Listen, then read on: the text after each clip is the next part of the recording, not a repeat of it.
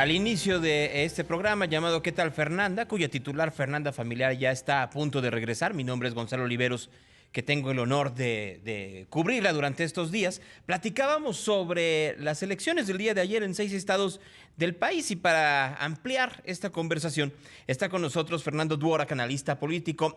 Fernando, pues más o menos lo que ya estaba cantado sucedió el día de ayer, ¿no? Con algunas expectativas y algunos cambios, y habrá que ver todavía lo que sucede en la mesa, porque seguramente impugnarán algunos tantos, algunos cuantos, pero pues más o menos lo que ya estaba previsto, ¿no?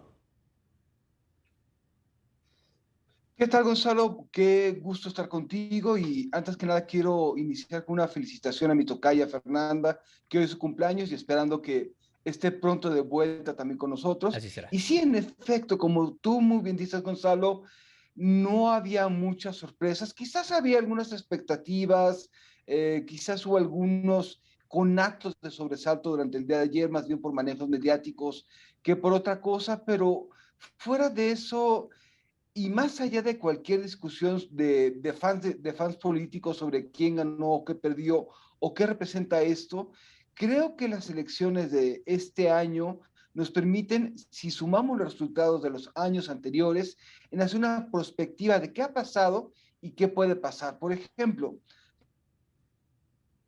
Ujú. la pública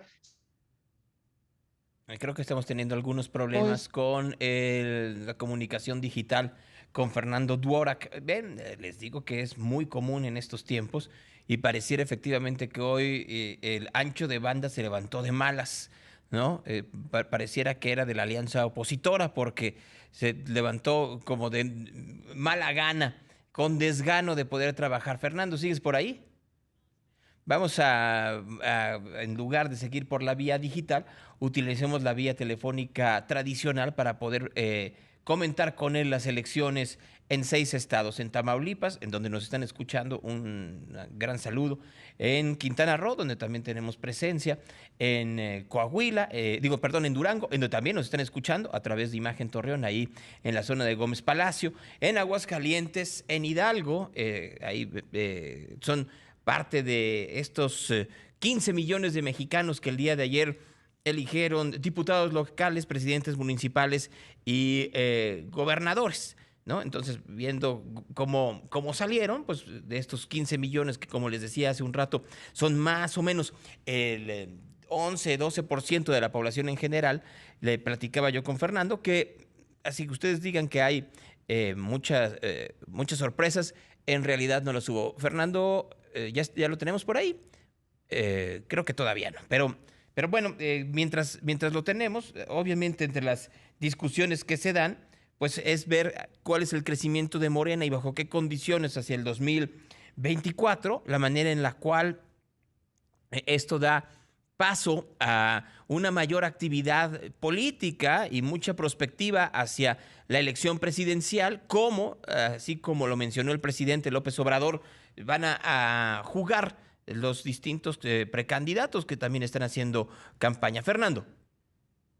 Sí, perfecto, ¿me escuchas? Fuerte y claro. Excelente. Como comentaba hace un momento, los resultados de 2002 comienzan a mostrar realmente cuáles son los alcances, las limitaciones de Morena y qué es lo que podríamos comenzar a ver rumbo a 2024. Por ejemplo, el presidente controla la víscera, controla la discusión, pero no tiene músculo propio para movilizar. Y eso lo vimos en los resultados de las diversas consultas, tanto de expresidentes como de la revocación. Él solo no puede movilizar, salvo que se trate de un asunto federal, y aquí hablamos de asuntos locales. Entonces, ¿por qué sigue avanzando Morena? Y en mi opinión es por el rechazo a una clase política identificada como de un pasado de corrupción, un pasado de falta de rendición de cuentas, y sigue imperando ese rechazo en la vieja clase política que Morena sigue lucrando, que sigue usando a nivel local. Y me preguntarás por qué entonces gana la oposición a algunos estados, o por qué la conserva más bien. Y en ese sentido, en los estados donde el PAN se ha mantenido, es porque simple y llanamente hace una buena administración y además de todo tienen liderazgos que están sabiendo cómo cambiar los patrones de comunicación.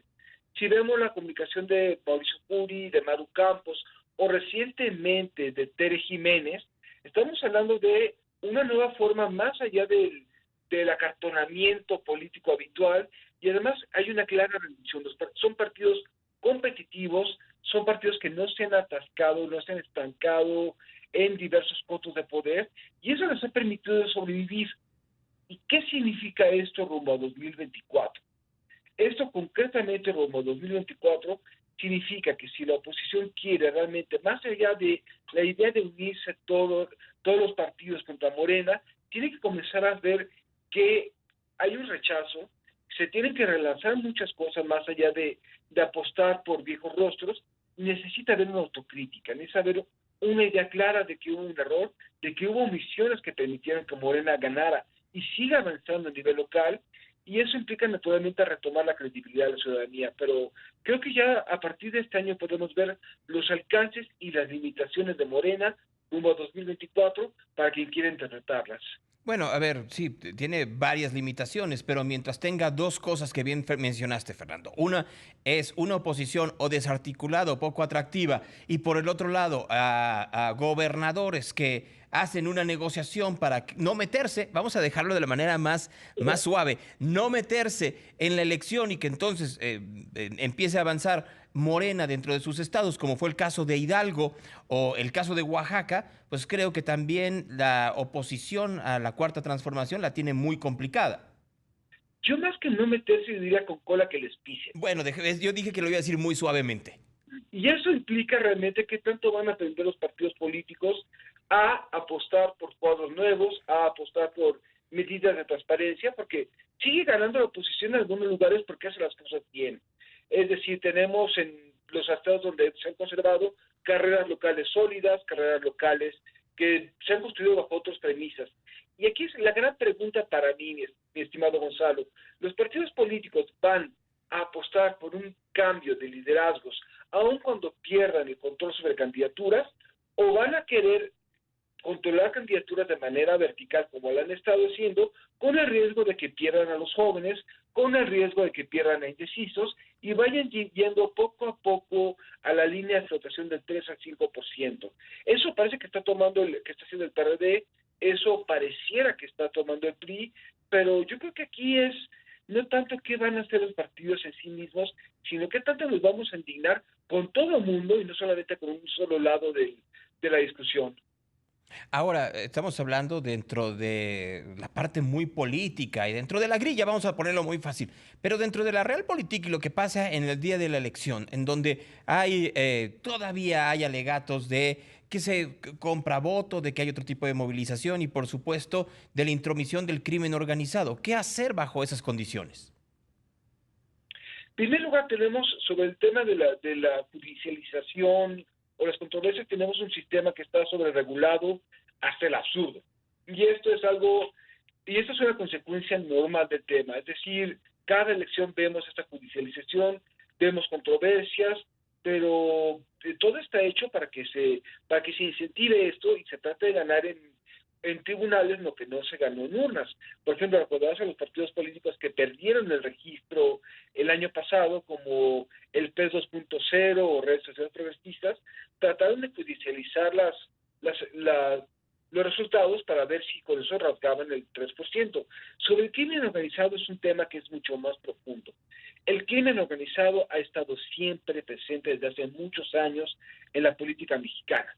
Y es un problema complejo, es un problema que realmente requiere muchas medidas que rebasan el ámbito electoral, como detección como combate real a los cárteles, como medidas de combate al lavado de dinero, desarticular sus redes, pero creer que con el sistema electoral que tenemos, con las reglas de financiamiento, vamos a detener al crimen organizado, estamos equivocándonos de área de combate. Hay mucho por hacer, es un problema muy grave, pero es un problema que debe verse integral y no explicar los resultados de las elecciones a partir de esto. Lo cual me lleva a la última pregunta, que tiene que ver con la ley y el árbitro electoral. Está sobre la mesa una reforma electoral en donde se quieren cambiar ciertas condiciones, tanto de financiamiento como obviamente en cuantas diputaciones, pero también del árbitro electoral. ¿Cuál es tu diagnóstico del INE y de las OPLES del día de ayer? el desempeño fue bastante bueno y creo que cumplieron con el propósito fundamental para el cual hemos pasado por tantas reformas electorales, que sea incierto el resultado, pero que haya certeza en los procedimientos. Antes teníamos inciertos los procedimientos y certeza los resultados. Ganaba siempre el PRI. En ese sentido, hay que tener en cuenta que el ataque de la presidencia contra las autoridades electorales no va en torno al desempeño día a día, sino a nociones que pegan a las percepciones de la ciudadanía, como el costo de la democracia, o la creencia que las autoridades electorales deben ser imparciales, sea lo que eso signifique. En mi modo de ver, usa una reforma electoral, pero tiene que ser sobre hacer que los partidos compitan en lugar de realmente rotarse cuadros y tratar de repartirse accesos a candidaturas. Deberíamos de cambiar el modelo de comunicación política, quizás comenzar a revisar el modelo de financiamiento, pero mientras la oposición no hable claro sobre qué no funciona bien, va a seguir dominando el presidente y su imaginación con respecto a chismes y argüentes sobre lo que realmente, en su opinión, sucede mal. Pero otra vez, vamos a tener una oposición lo suficientemente honesta para poner los puntos sobre las sillas, o vamos a seguir haciendo espectáculo. A ver, no solo la oposición y el gobierno, la sociedad. Yo creo que si le preguntáramos en este momento al público que nos está escuchando si está conforme o está hasta el gorro de escuchar estos spots de partidos políticos, dirían quítenlos. O sea, porque lo que hicimos fue tratar de democratizar el acceso a medios electrónicos, radio y televisión, y lo que terminó haciendo es un argüende que no está funcionando y que termina siendo tramposo ahora a partir de la aparición de todos los medios digitales, Fernando. Claro que sí, hay mucho por hacer y estaremos al pendiente qué va pasando. Es una demanda popular y realmente necesitamos hacer una autocrítica severa. Muchas gracias. Gracias, Fernando Duorak, esta mañana aquí con nosotros en ¿Qué tal, Fernanda?